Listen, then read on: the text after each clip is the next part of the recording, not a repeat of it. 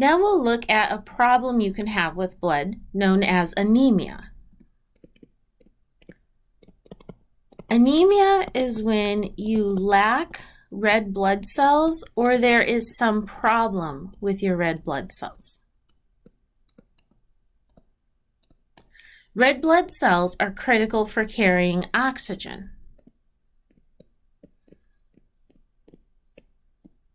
And if you have anemia, you're going to have trouble carrying enough oxygen in your blood.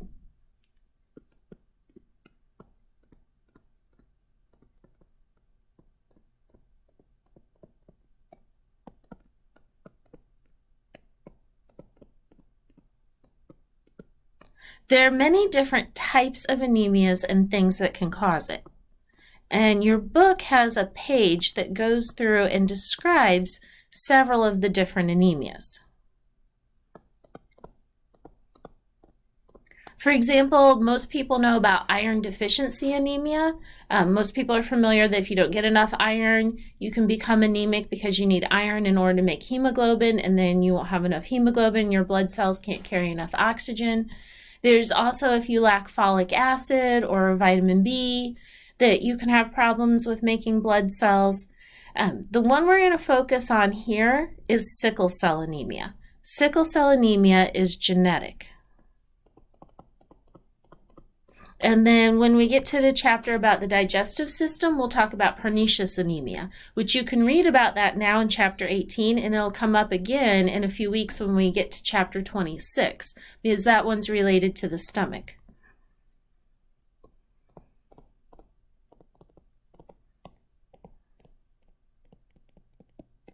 So for genetic, remember genes code for proteins.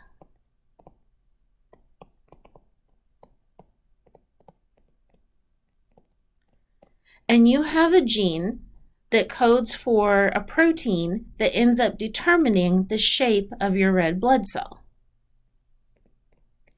It's the beta globin protein.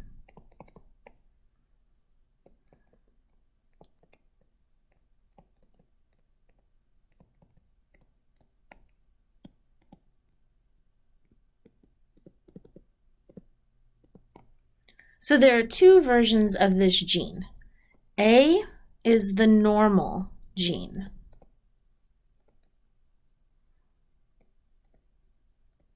And if you have this gene, it will code for a protein that makes your blood cell the biconcave disc.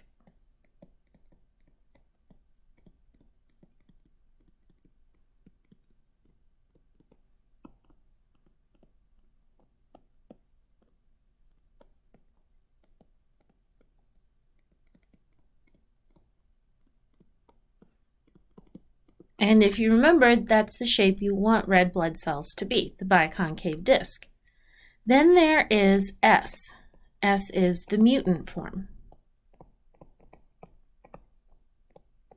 And this one codes for a protein that causes the red blood cell to have a sickle shape.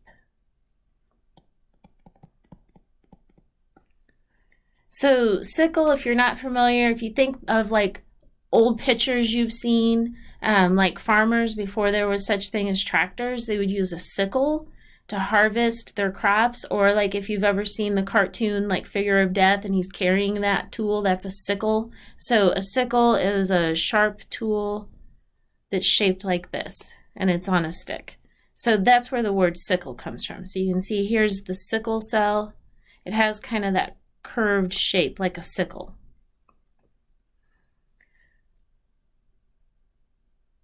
So there's two versions, the A and the S. If you have AA, remember everybody gets 2 copies of a gene because you have 2 parents, one from your mom, one from your dad. If both your mom and your dad give you the AA, you will have biconcave disc. And all is well. If you get SS, each parent gives you an S, you will have sickle cell anemia.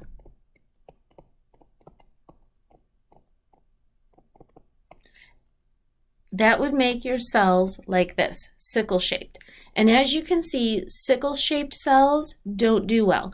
they get blocked in capillaries. You remember one of the features of red blood cell and the biconcave disc is it helps them fit through your capillaries. Well, if they don't have that biconcave disc, you get blockages in blood flow. Also, these cells have a short lifespan. So you're going to block blood flow. A typical red blood cell lives 120 days. These cells have a much shorter lifespan.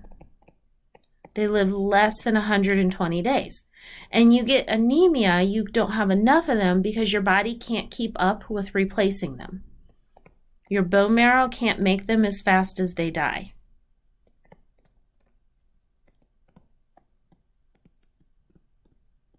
So you end up with fewer red blood cells, and the ones you have are shaped wrong and they clog your blood vessels.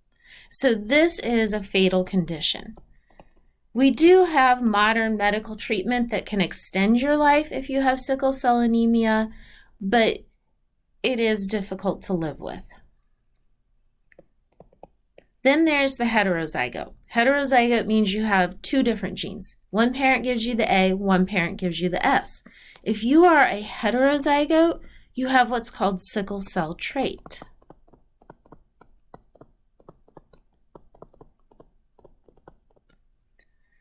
This is a very unique situation.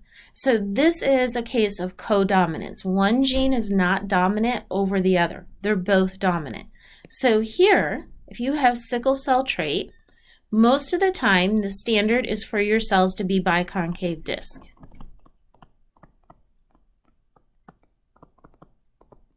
So you're going to be going along just fine with your biconcave disc cells. There are certain conditions that can cause them to sickle. So if you have low oxygen, if you become dehydrated, or if you suffer a trauma like being in a car accident or something like that that puts your body through a trauma, your cells can sickle. So they will change shape. The cell can go back and forth between being that normal biconcave disc or being sickled. So if you have the trait, your cells can go back and forth, changing shape. As long as you have plenty of oxygen, you're not dehydrated, and you're not going through a trauma, your cells are going to be biconcave disc. And a lot of people who have this can go most or all of their lives with never having their cells sickle. They'll just stay the biconcave disc. So you can easily survive having sickle cell trait. This is Ryan Clark. He was a football player for the Pittsburgh Steelers. And when he was in college, he had a game in Colorado, which Colorado is high altitude. And high altitude means low oxygen. When he went to this game in Colorado, he got really sick and he ended up in the hospital. And at first they didn't know what was wrong with him. Well, then they figured out that he had sickle cell trait.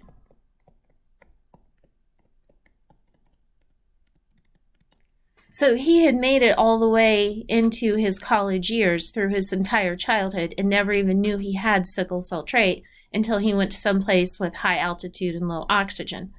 After that, he recovered and he went on and finished his college football career, went on to have a professional career, and he just couldn't play the games in Colorado. So if the Steelers went to play the Broncos, he had to sit out that game. And as you can see, Ryan Clark recovered. Once you get more oxygen, your cells go back to being round. So if you have sickle cell trait, you have the biconcave disc. Then if you get low oxygen, you will sickle. But as soon as your oxygen returns to normal, you go back to the biconcave disc. Your cells go back and forth. And if the time that they're sickled is a very short period of time, it doesn't actually do any harm to you at all. So there is a correlation between sickle cell anemia and another disease, malaria. Here is a picture of red blood cells. And this little yellow thing inside is the malaria parasite. So you've probably heard of malaria before. Maybe you know that it's spread by a mosquito. Malaria is a parasitic disease that is spread by the Anopheles mosquito, and it is very common in Africa. There is a connection between sickle cell anemia and malaria. As you can see, malaria infects the red blood cells.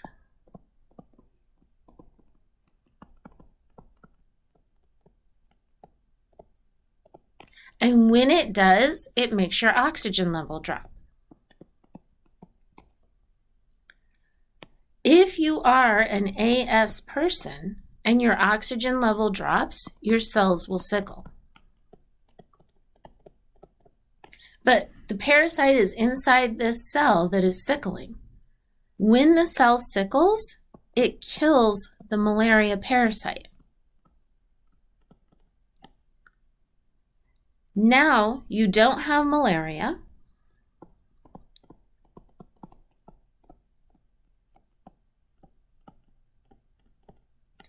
And your oxygen goes back up. So then your cells return to biconcave disc. So if you are an AS person, you're sitting here, you have your biconcave disc, a little mosquito comes along and it bites you and it gives you malaria. Now you have the malaria in here, which causes your oxygen to drop. Now that your oxygen drops, your cell sickles, and when it does, it kills the malaria.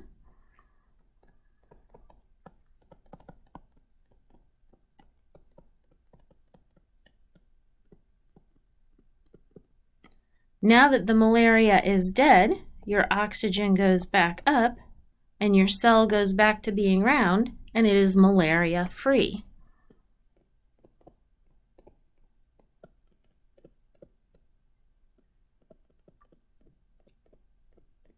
So you are all good. It wasn't sickled long enough to make you sick from having your cells sickled, and you don't have malaria. So there is a protective function of sickle cell trait. Having sickle cell trait protects you from malaria.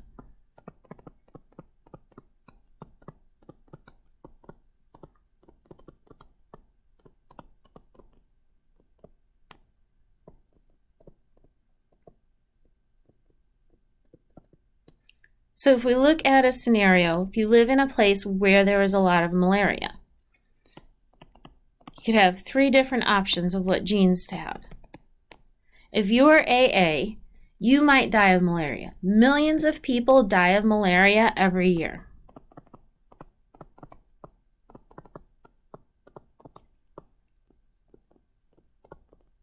If you are SS, you will probably die of sickle cell anemia.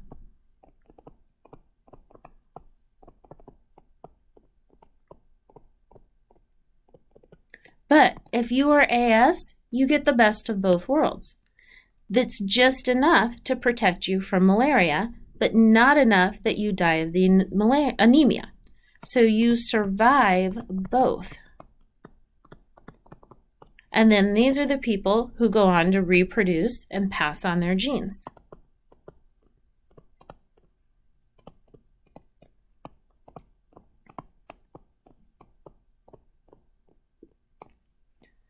So in an area where there's malaria, the most likely people to survive are the people who have sickle cell trait.